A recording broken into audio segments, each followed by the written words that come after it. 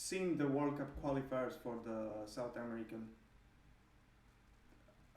Well, that is happening. I mean, there's one game already happened, and there's another game. I think match day 8 is coming up in a couple days. I only watched the Brazil match highlights. Okay, Um, so so yeah, why not we start there? I mean, Brazil. Uh, it looked like they missed Coutinho. I mean, yeah, Coutinho is more important figure for Brazil than I would say his club side right now, Barcelona. Uh, yeah, it seems like Barcelona doesn't even miss him because he's missing for entire season. season, yeah, But Coutinho is important for creativity for Brazilian midfield. Brazil always has Casemiro on the deeper side. Uh, it was interesting pair of Marquinhos and Eder Militao of Real Madrid. On the wing back you have Danilo and Alexandro, both from Juventus. Alexandro, yeah. Casemiro as a deep lying midfielder, while Fred was slotted in to do some passing.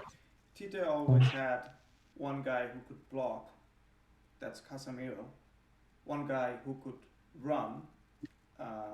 That was always not always the same thing. I mean, it was more of a Paulinho time, who was box to box, and then Rene Agosto before Yeah. that. Uh, they had Fred for similar sort of role. Fred didn't really impress much. There was Lucas Paqueta for creative role.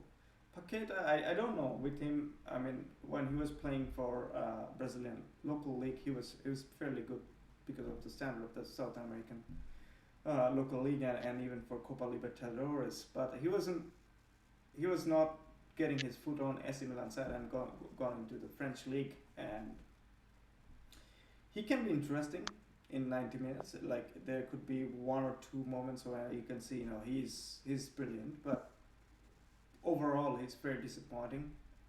So that's what bothering Brazil was Neymar going down a lot more to get the ball forward.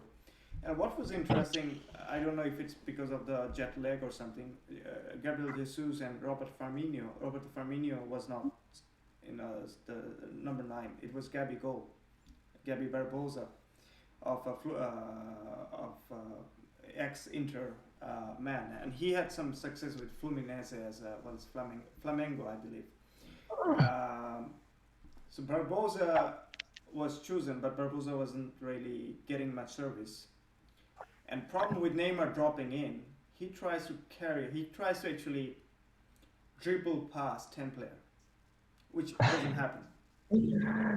Well, that's the thing about this is the only problem about Brazilian team. Like we have been seeing it for a while. Like they have this inconsistency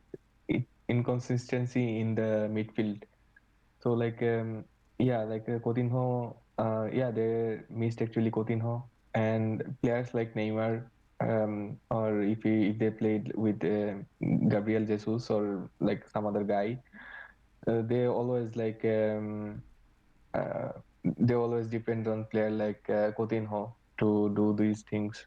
Like Neymar dropping in, like it sometimes happens in football. Like if you yeah, if you are not getting the ball enough, you would try to do something different than your nature. So yeah, it happens with also like the big players. But the And thing is that obviously, like we have this, to remember in Europe, the football is a little different. It's more fluid, it's more flowing.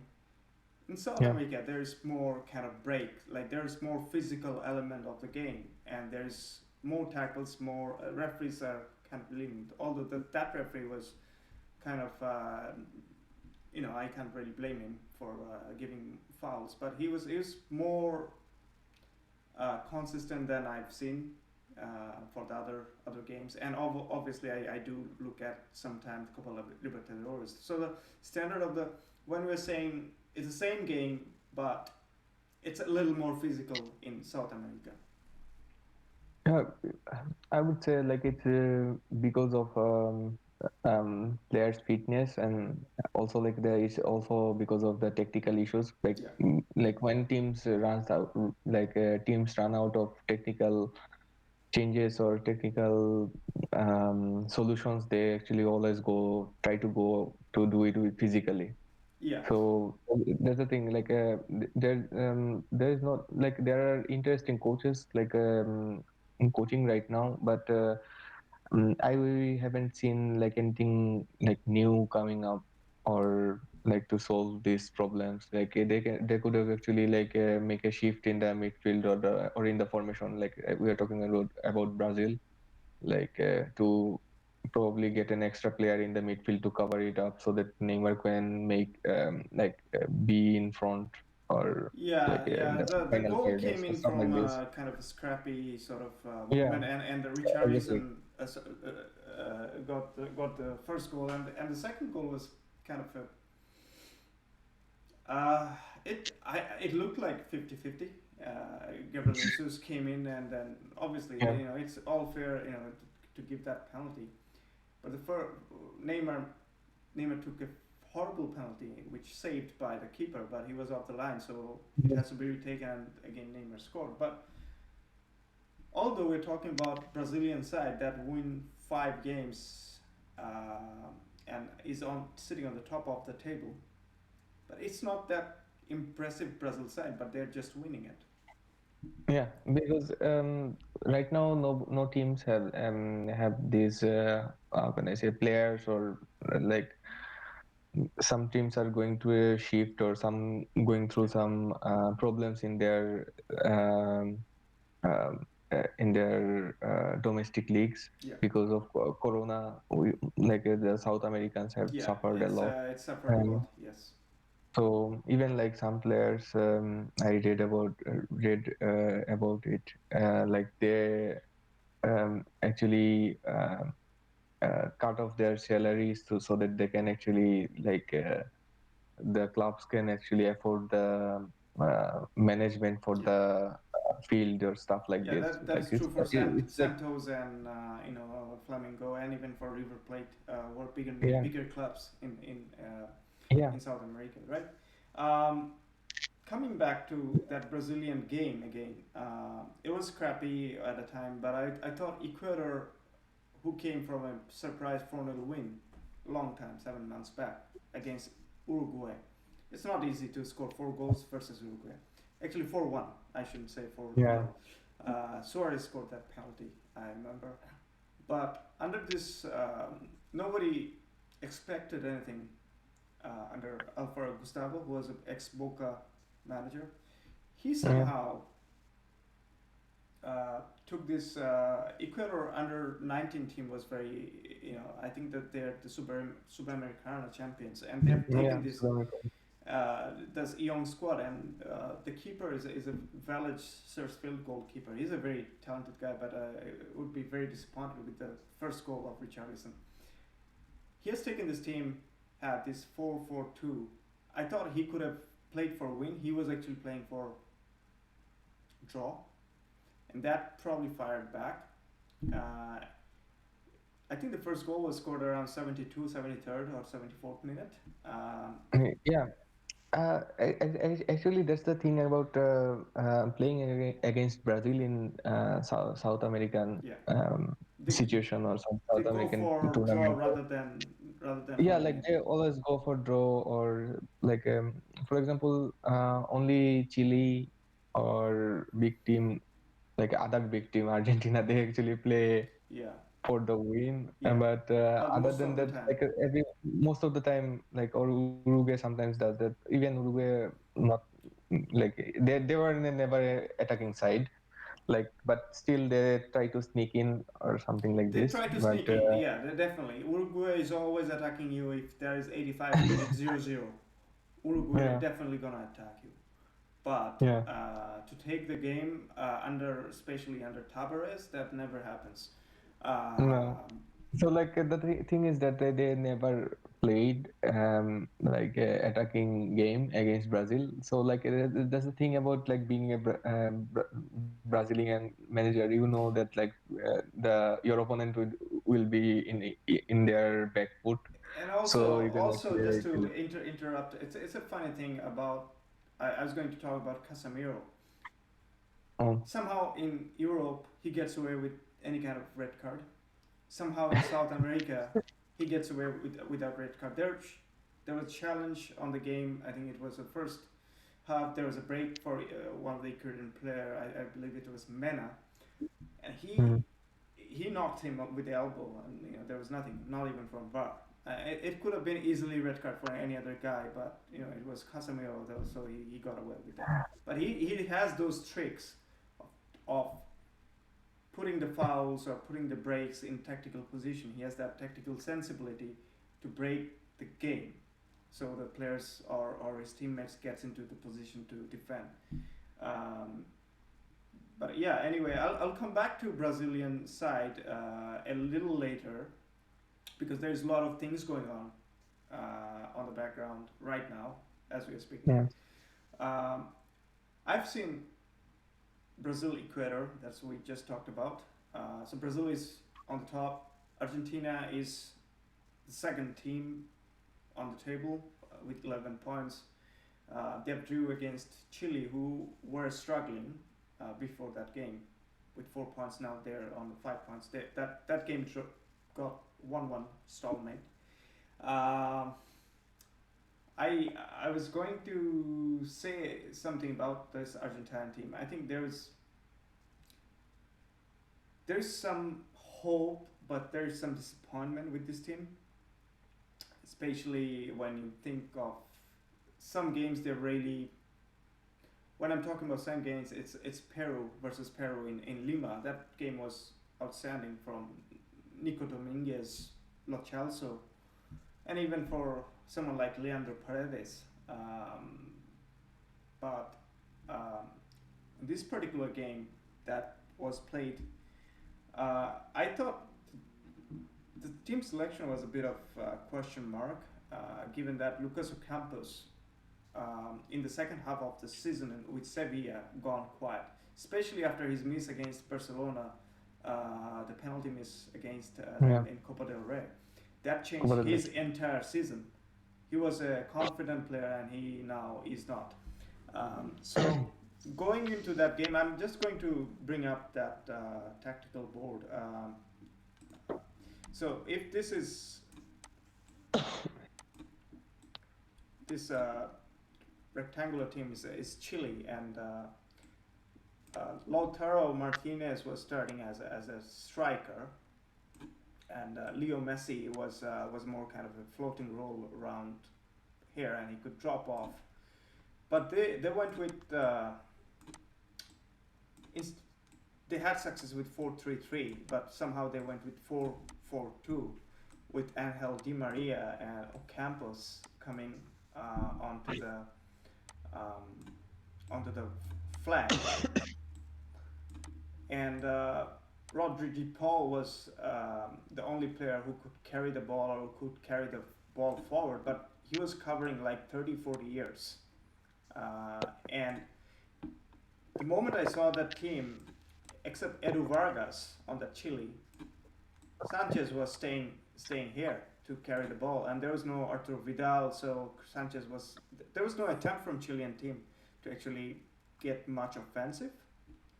Mhm. Uh, there was Aranguiz, who was more notable with the Fiorentina man Pulgar was on the midfield for them, and all of them were really packing back, especially in the second half after they got their goal. But Emi Martinez started thanks to Armani's COVID positive Mhm. test.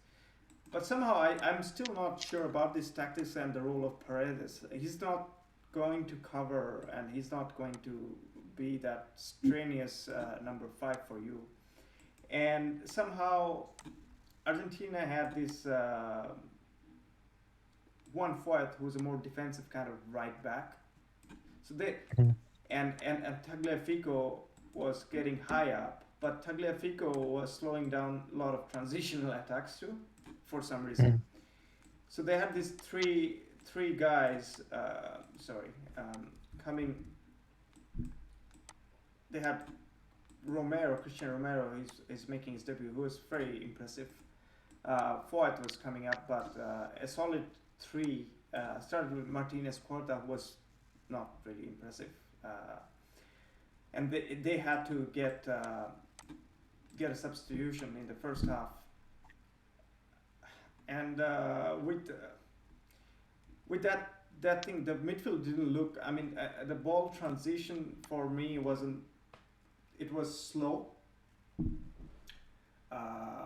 I think they missed Giovanni Lo Celso on that midfield, or even someone like Emi Buendia, who's been selected. I think that inclusion of another extra midfielder could have made a huge difference, rather than having Ocampos and Di Maria both starting in the flank, and they're not doing much in the flank anyway. Di Maria had some, cutting in, but he was not.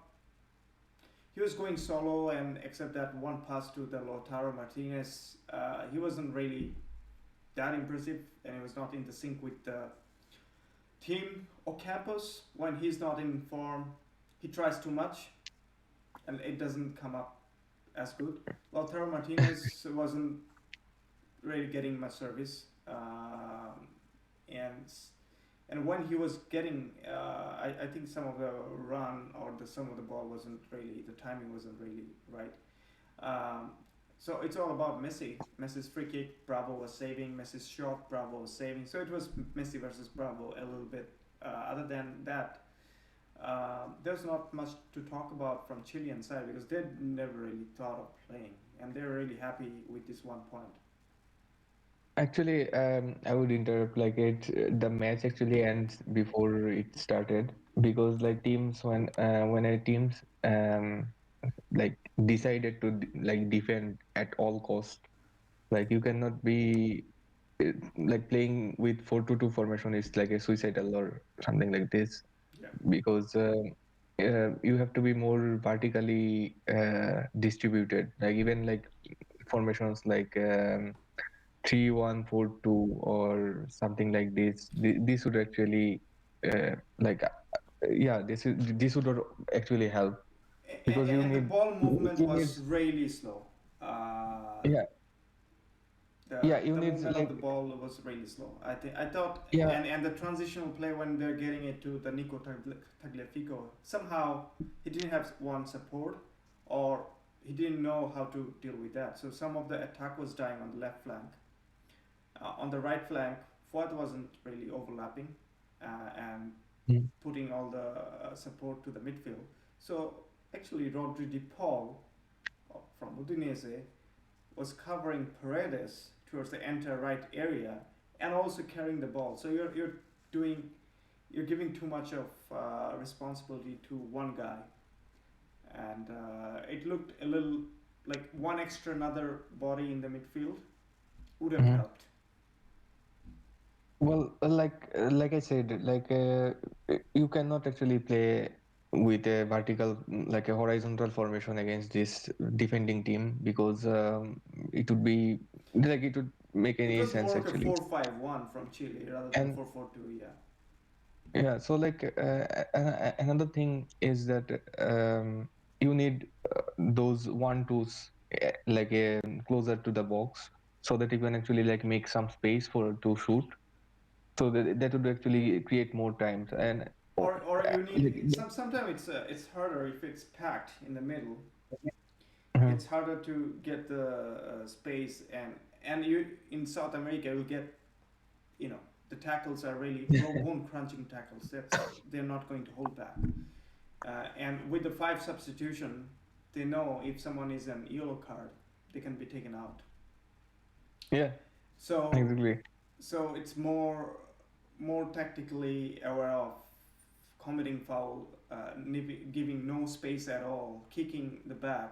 So it's not that easy to play that. And the passing tempo, once the passing tempo gets going, like you need someone like Lo Celso. I'm saying it in an extra passer, or you could Mhm. free up Leandro Paredes from number five role. You have Lisandro Martinez, Lisandro Martinez, who yeah. could play in different position, or Guido Yes. Rodriguez, who plays for Real Betis at that position. You could free up either Leandro Paredes from that, but Leandro And Paredes is not a very good player when someone is pressing to him. actually, like they actually the thing about Argentina is that they actually forgot what they are known for. Yeah. For example, like they are known for this tango, like one twos, like Yes. two players are like giving each other balls, and then suddenly they go somewhere like nobody can see, and something like this. Like they have players, but they need to actually like arrange those players in these positions. Like 4-4-2 is not a like And that's why never I a was asking a question when we talked about a little bit about Belgium, all the different continent. They have a particular set of system, and Martinez didn't change it. Roberto Martinez didn't change it. William and Scaloni, I thought he got the mojo of 4-3-3 or sometime even 4-1-3-2 or something like that. But seeing him in every game with different tactics, I kind of wonder. He has Papu Gomez on the bench, never used. He has yeah. Emi Buendia was in the bench, but he's not even started. He's a player of the championship in the English and promoted Norwich and probably going to Aston Villa very soon. Um, you have Giovanni Lo Celso, who made a difference against Paraguay when they're trailing 1-0, and he came in and that changed the game and almost win it. And that controversially, the goal was disallowed from Lionel Messi, if you could remember back in September 2020. Yeah. Not 2020, I think it was. Yeah, 2019. yeah, exactly. Yeah. Now it seems Wow. like a long time. Um, yeah, and Nico Gonzalez, because of his versatility, and he's still kind of injured, but there's enough talent on that team to get a better, better version of football. But again, the opposition is set up to play for draw. Similarly, Ecuador played for Brazil, but somehow Brazil got it. Actually, like Argentina, what they have, like they have this mental, how can I say, like Dependency. mentally, yeah, like they mentally, how can I say, after like losing three finals in a row, Yeah. they kind of like and in 2018 was a disaster because of the defensively. So like they kind Every of like way, not just hold defensively. back, It like was whole they yeah 2018 was disaster. Yeah. yeah. So like they kind of like holding themselves, like they don't have this confidence, like yeah, let's make it, let's do it, let's do our natural play. So like they don't have this anymore, like but you need a coach like So you're saying that there is no identity of this team. I would say like they don't have this identity at all. Like even if you are deciding to play 4-4-2, like if you have to defend or something like this, even it's not a Argentine way of playing, Yeah. you have to do something like not like bits and pieces of everything. But Yeah, but good to usually, see Nico Otamendi wasn't. He was suspended. He was not in the back, and yeah, he's an error prone. He's not really a very yeah, he's dependable not that. person. Yeah, he's not that dependable as he was like four Romero five looks years to be ago. very Yeah, good, and Lisandro Martinez came in second half, but the infatuation of the Martinez quarter, uh, I don't know, and the right back seems to be still a problem because whenever Gonzalo Montiel is not playing, it's the right back doesn't overlap as much. And in modern and football, it's tough yeah, if you have a very defensive setup for one wing, so you're paralyzing one side of the game. yeah, like yeah, and if you want Messi to perform, he needs backup. Like I said with Neymar, like he didn't get support and he had to go down and do all kinds of stuff like like Exactly. making move against like 11 players. It's not possible. So like so you need someone to hold like carry the ball to the Yeah, midfield or that's what something like I this, was or getting make at. a one Yeah, that's one what or I was two. getting at. That it was only Rodri de Paul who had that defending plus carrying the ball. It's not easy job for one guy to do 90 minutes. You need another body, and they have Yeah, it. exactly. Papu Gomez, well known for Atalanta, he done that, Yeah, and he has probably the best season in his life in and also you have Giovanni Lo Celso, who played under yeah. Mourinho. Obviously, understandably, he's one of the finest and passers in that team. and also like Mourinho, like a coach like Mourinho liked him. It's under like I was actually surprised. Yeah, But it was not his best fit, but he still somehow get into the good books of Jose yeah, Mourinho. Uh, so yeah, just a little bit. I still think uh, there's a there's a backup. I mean, there's no Paulo Dybala for Argentina as a backup, and somehow I thought at 27, if Paulo Dybala is not selected for this World Cup qualifier, and also obviously he had a very rough season. He didn't really start much because of injury, but if he doesn't really get into this Copa America and there's a 1 year of World Cup if they qualify, are we going to see Paulo Dybala at all at World Cup? I don't believe so. If that's the trend. I don't think he would fit in actually because fit in the plan Yeah. of Scalini. So I don't know. Like I would say no. Yeah, that's a very disappointing because Th- I like him Yeah, as a that's a bit player, disappointing. like him as a player a lot, and that's it's Yeah, a he could actually how can I say yeah, he could actually played as a false nine yeah. or probably like it would actually makes Messi, how can I say, more space in the right wing area because of the defender are pushing in. So Yeah, he had a chance to sneak in and also like or the person players to like play 1-2. Lautaro. Yeah, or the person to play 1-2. So I would say I would choose Dybala And probably give it a in go. the And they had this yeah, chance, especially exactly. in this Copa, they could have experimented a bit. Although I'm not sure if the Copa is happening or not, but the Copa, the format is right now is five team, and one team from each group gets eliminated. So there's a lot of games Uh, you can actually experiment. And I was really surprised that he was not really considered. Also, yeah, like also both of them actually, like Lautaro Martinez and Paulo Dybala both can actually play the second striker role. So Yeah. like they wouldn't mind like being in the side or like any side of the pitch. So yeah, it would make some space for Messi. I guess I would actually go for Dybala so that like the attacking would be solid and yeah, players like Lo Celso, Paredes, Lanzini, and Well, Lanzini, yeah, I don't think he's in the picture at all. no, he's There not in the is picture right no. now. I don't think he's in the picture. There's obviously that's why Buendia is coming, and I'm really excited about him. He's very talented, and hopefully he makes it.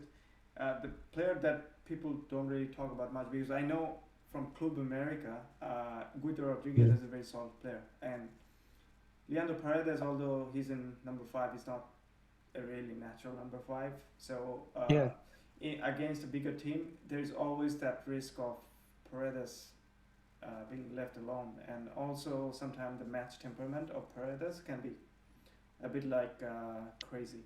So Paredes is definitely a good player, but I don't know how much constantly he can do the job of a defensive midfielder.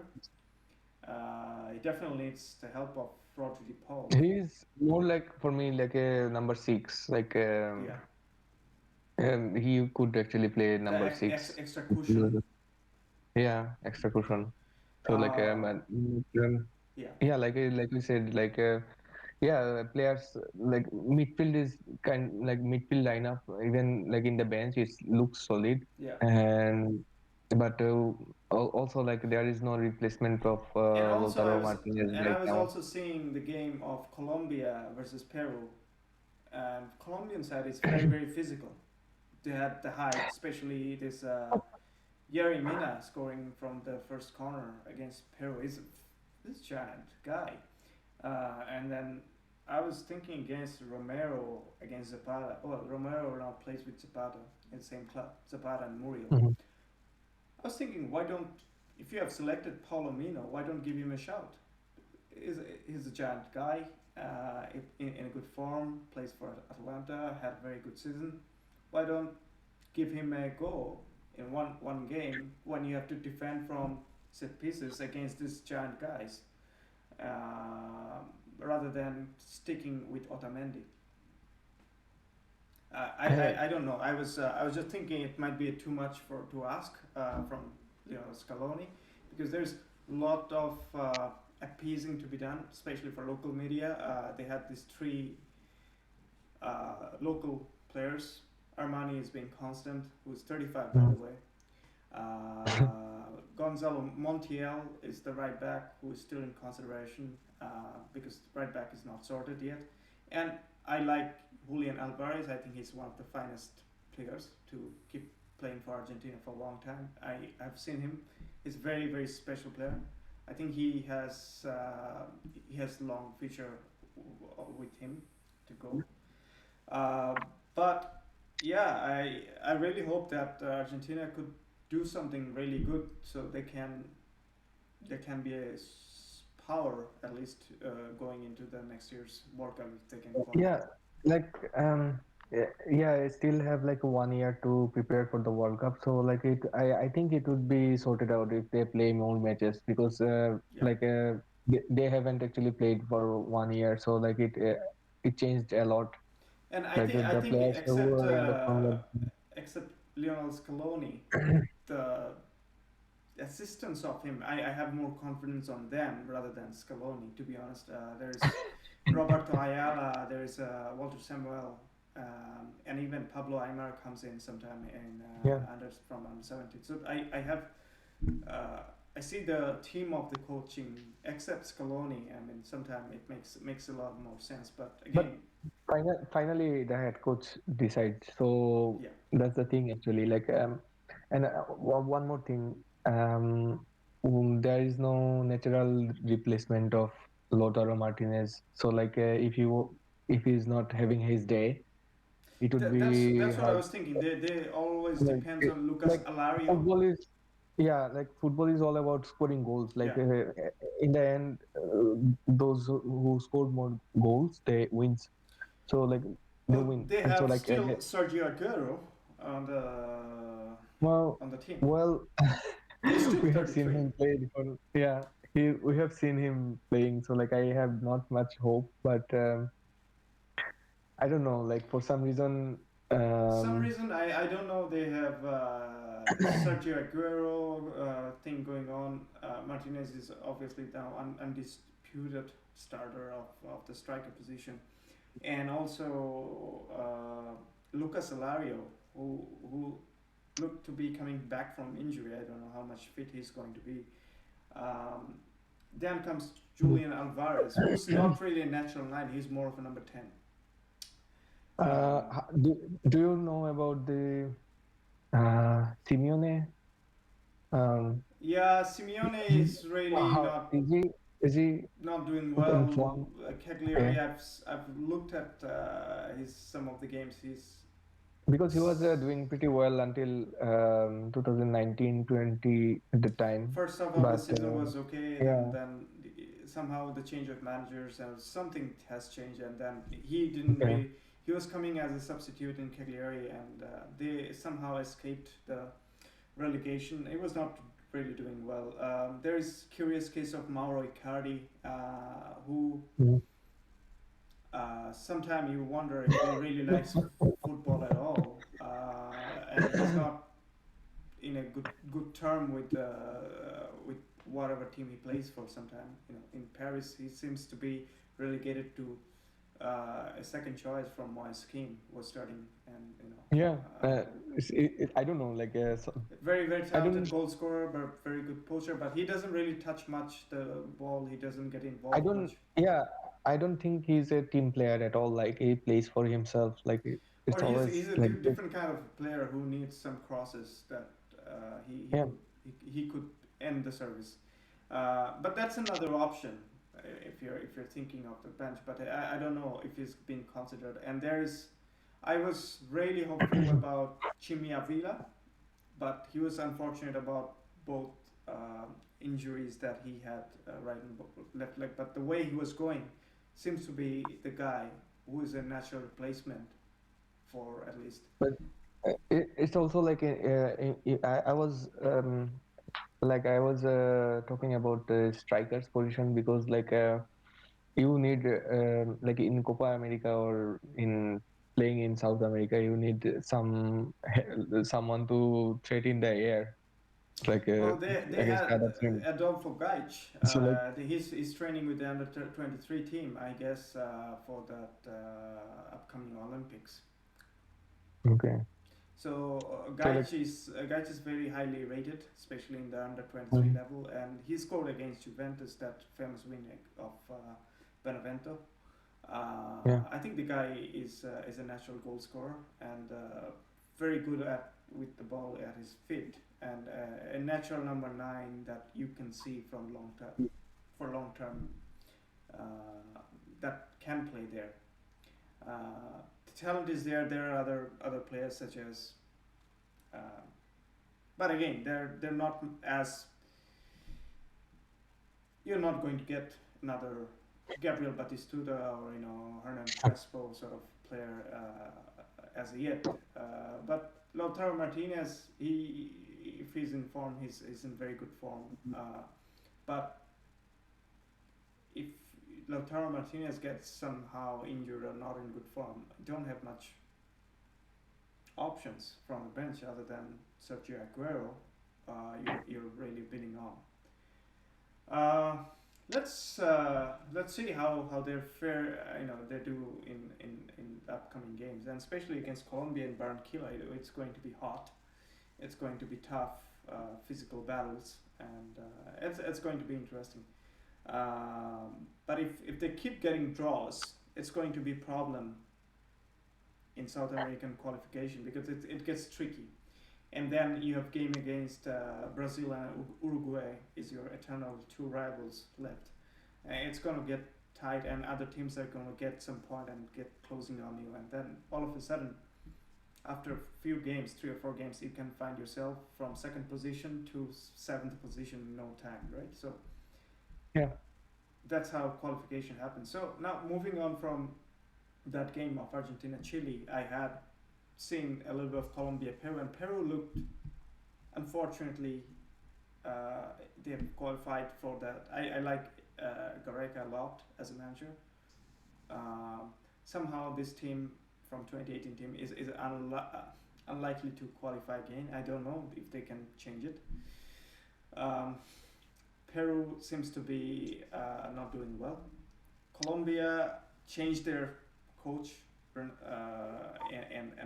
got the win, and it would be interesting if they can get a win against Argentina, which would be very crucial for them to get into the top four and yeah. may make a statement as well. And Colombia does have a very solid team in the back to the attack. Zapata and Muriel and even Carlos Baca is still on the contingent. There's definitely some talent out there, and there is But like we were yeah. Go talking ahead. about yeah, Ecuadorian team, it also It's doing really impressed well. me. It is doing pretty well. And also like when they played like really solid, except for this Brazil match. But they are actually Actually, they for know how where to 71, get there. 72 Yeah, minutes, they were pretty good, and yeah, then like they they lost it. know, yeah, they know where to go, like get in and when to get back and stuff like this. It's all about this. Like okay, like we are getting in, we will get out or something like this. I really like this team, like this fluidity of like vertical fluidity, and yeah, like they And Bolivia won 3-1 versus Venezuela, although that doesn't mean anything because they won in La Paz. That's almost there. yeah. But that game was a 1-1, and I started to see it as a from second half. And that game was somehow intriguing because Venezuelan didn't keep up the pace they started with, and Bolivia just grabbed it. Yeah, Venezuela has some like pretty good runners, but Yes. it's not the same if you are playing in La Paz because it's not possible to run No. 90 minutes. So yeah, it would be a different result if it's in some other venues, but still, Yeah, and Uruguay and Paraguay had a stalemate. Although I thought Uruguay is really unlucky to have a goal disallowed, which was I mm, I don't know. Even VAR didn't see it. It was frustrating because Suarez was complaining after the end of the game. It was from first half, but it was Uruguay has a. We talked about Tavares and his style of managing, and now the aging striker of Cavani and Suarez. Suarez can't run as much as he used to be. He almost looked like he's limping, to be honest. But what they have right now, which they didn't have at certain points, they they have a very good core of midfield of Vecino, Bentancur, and Valverde. And Valverde is a guy who's does the run. Uruguay always has a very solid back line, although they went for the three aging players and there was no Jimenez on that game. Uh, and Muslera, he looks like he's been 72 years old, like Tavares. he's there always. Like I can't remember a different keeper, but Muslera is still good. Uruguay, I still think they're just outside of top four, but it doesn't mean much. It's still 5 games played, and they have a long way to go. What is interesting? actually Yeah, go ahead. It could actually change. Like you have to choose one between Cavani and Suarez. You would get like an extra runner Yeah, or some like extra midfielder in the like 4-2-3-1 or something like this, so that they can actually connect those gaps like vertically. So like those, I wouldn't say like to drop them or something like this, but but Oscar it's Tabares is a el professor, el maestro. He doesn't like much change. He wants to keep it simple. That's his philosophy about running a team. But again, it can change again. But yeah, like I said. he's there uh, for. He looks like a manager who is there managing Uruguay for 72 years. Yeah, since the beginning of time, let there be Yeah. Tavares and Uruguay. That's it.